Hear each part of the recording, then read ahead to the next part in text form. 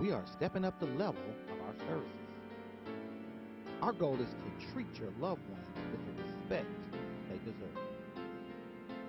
We are taking our services to new heights. We are stepping in a new direction. Step into the new millennium with Golden Gate Funeral, where service begins and never ends. Hello and welcome to Ask the Undertaker, an open and honest look into funeral service brought to you by Golden Gate Funeral Home and Crematory, with facilities in Fort Worth, Texas, Dallas, Texas, and Tallulah, Louisiana. I'm your host, John Beckwith Jr., and I'm joined today by our Queen of Pre-Need, Sister Deborah Abrams. Hello, everybody. Our King of Pre-Need, Brother Eddie Pace. Hello there.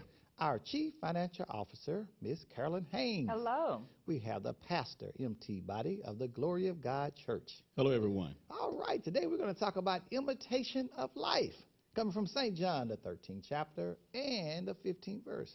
Pastor Body, read that for us. Reading from the King James Version, it says, "For I have given you an example, that ye should do as I have done to you." All right, we're talking about Jesus here. Most definitely. All right, and Jesus already gave an example and asking us to imitate Him. his life. Right. That's just the right thing to do, isn't it? Best thing you could ever do. What do you think about that, Queen of Pre-Need? How do you feel about imitation? I actually don't like imitation. You don't that like much. imitation? Imitation what?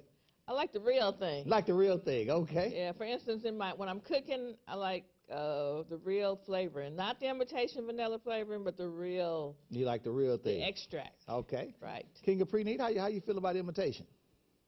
I like the original. The original? The original. Okay. If it's imitating someone that's successful, yes, I like that. But far as just not being the real thing, no.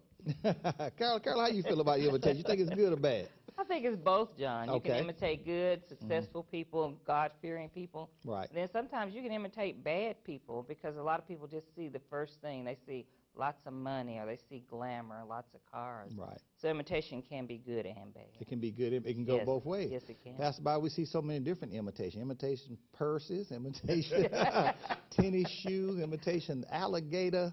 There's so many imitations out there. Then there are some good imitations out there. I've heard some great comedians do Michael Jackson. I've heard. I love me some Eddie Murphy and all those kind of people because they're great imitators of folks. What do you think about imitation? Well, Brother John, it could go either way, good or Okay. bad. All right. You know, because, as you said, the comedians, they imitate other celebrities. Some even imitate relatives in their family. Exactly. You know. And that can be pretty funny sometimes. It's very hilarious because even in my own home, when we have our family roll, we allow each family member to imitate another person in the house. So it's very hilarious. But the bad thing about it, if you have the bad side of you imitated, that's the bad side. Okay. When someone imitates the bad side of you. For example, if you use profane language And somebody started and using somebody it. start using it, Right. imitating you, that's not a good thing to Children will do that, have you know. imitate, especially your kids. And they'll show up at school doing Yes, what imitate what you do in your house. exactly. First question is asked, where'd you learn that from? My mama, my daddy. Hey. Now, Pastor, why you think there's a difference between imitation and fake? You think that's two different things? To me, John, it's somewhat one of the same because it's not the original. Okay. It's not the very first. Mm-hmm. And anything that comes that's a duplicate or imitation of the very first is fake. It's fake. Yeah. Carol, how you think about that fake and imitation? No, I think they're two different things, John, Okay. because as we just stated, you can imitate things that are good. Okay. Everything doesn't have to be bad. And in faking things, you don't really know what you're doing. You haven't taken the time to do it right. You're just trying to fake it to get where you want to go. Right then, Right there. Fake it till you make it. and Brother Pace, when I think of faking, I think of fraud. I think of people trying to get over on me because they're faking it because they're not real. They're not real. And then their intentions are bad. That's right. And how do you feel about that? It's a difference. Okay. You know, a fake is not genuine. Okay. You know, it's something that's made up. And imitate is to imitate something, to be like something. So I think they're two different things. And Queen, why do you think we imitate people? Well, sometimes we admire people Okay. that we imitate. We want to be like them. We see something that they're doing that we want to do, or that we see the success that they may have, or Right. the fortune or the fame, or the respect of what they have. I tell you, Pastor Bott, I've tried to play basketball like Dr. J many a day. How'd you do? Not as well as Dr. J. He owns a funeral home. I tried to run a football like Tony Dorsett, but that didn't work out very well either, For you Carol. either. Why do you think we imitate people, Carol?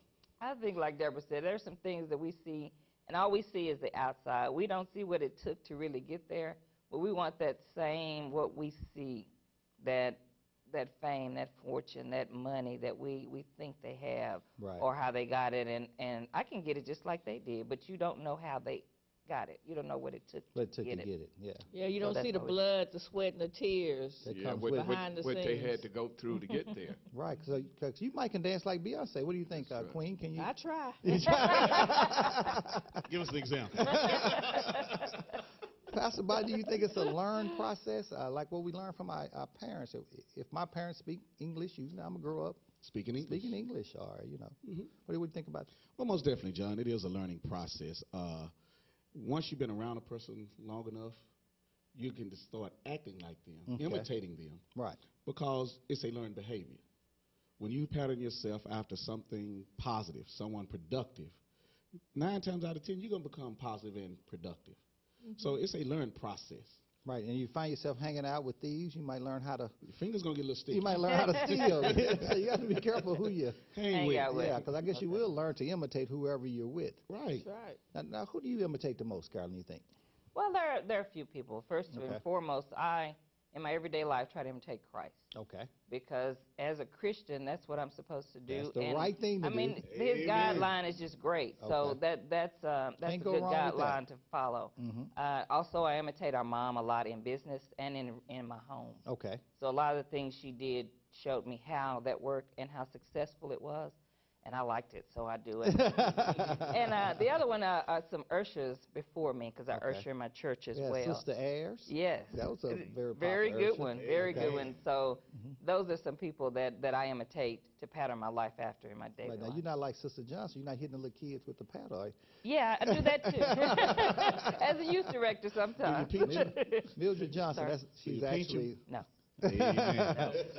she's the namesake of our church youth department now. It's called the Mildred Johnson Youth Department. Yeah. And she deserved that. Now, who do Yes, you she imitate, Queen?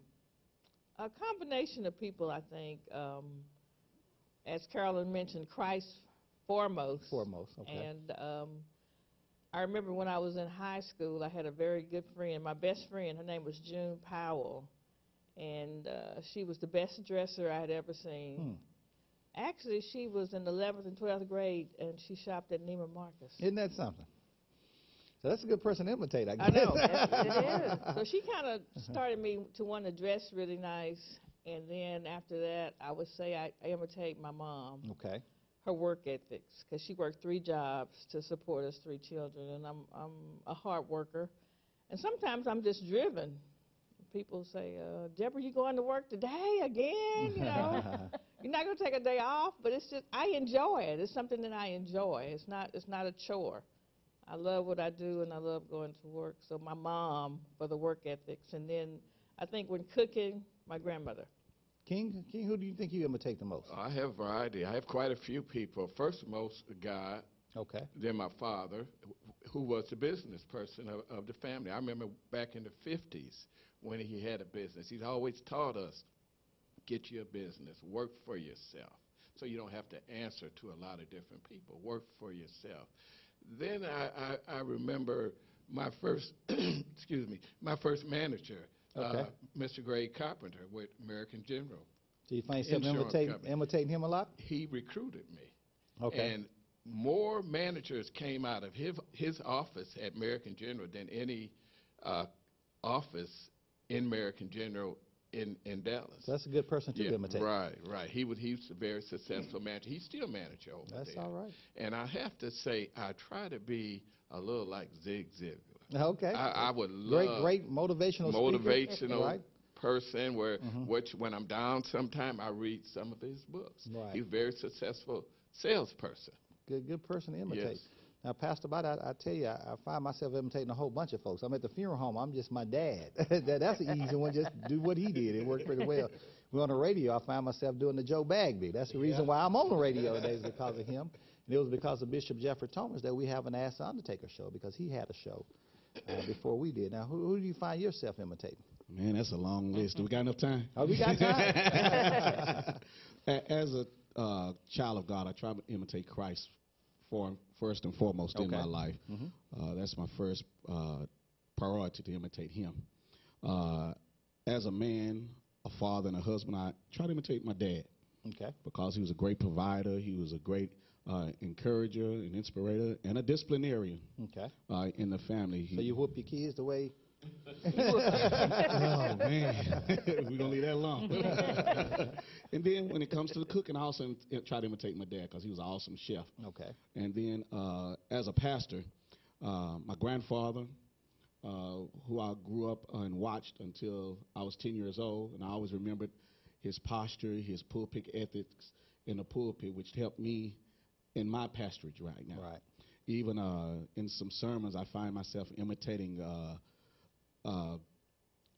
Dr. Bertrand Bailey in Mount Right. Pleasant, Pastor Shank Robinson, who's my father in the ministry. Right. Those are all good people to. Yeah. Even when I pattern started yourself preaching, behind. I even started imitating your pastor. Which Both of one? your pastors. Okay. Dr. Denny I'm about Davis to ask you and which Bishop one. Jeffrey Thomas. Okay. Well, I those find are two myself good ones to imitating imitate. them. Yes, I imitated them. And then, of course, being an employee of Golden Gate Funeral Home, I find myself, when I'm directing funerals, I find myself imitating you and Dad. Right. Yeah, I find myself imitating That y'all makes because Dad taught the both of us. Exactly. So it's not. If you imitate me, you just imitate him. That's it. So I do that. And then trying to be nice to people and genuine, I have to give that credit to your mom. Yeah. She was a Yeah. genuine, beautiful woman who taught us how we should treat one another. Exactly. So, yeah, I got a long list to imitate. That's all right. Now, y'all, can you imitate someone without even knowing it, Queen of Preneed? You can, Mr. Beckwith, without even knowing it. A lot of times I sit back and I just watch my little granddaughter, Daphne. Mm-hmm. And some of the things she do, I'm just amazed. She's so much like me. You thought, man, you Yeah, didn't even know she wow. was even imitating you. Carla, how You you saw that? Carla, how you feel about can you imitate with someone without even recognizing that's what you're doing? You can, John, because it becomes habit, Okay. and then it becomes you. So you actually start to imitate the people that you are around. And we try to make sure that it's good imitation, but there are some bad influences out there as well. That's so true. But And, most definitely. King of Preneed, you've been around this business a long time. You see many family members that come in and they have plenty of insurance, they pre-need and wills and everything is in place. And then when the next person passes away, everything else is in place as well. You find the families imitating each other in a good way. That's right. And I've noticed when I was a debit agent, going by collecting, how they used to put the payment book on the back of the door. The grandmother did it, and then pass it on down to the mother, and then pass it on down to the grandchildren. And they all do that, where they know to put that money in there. We should come around and collect every month and put the money in. They was imitating them. Everybody was still imitating what Grandmama did. That's right. And it was a good thing. That's right. And then they all kept insurance, all of them, because Grandmama, Big Mama used to have insurance. Exactly. And I know, Carol, we hate for anyone to pass away, but some families, we hear their names and we see them repeatedly. Right.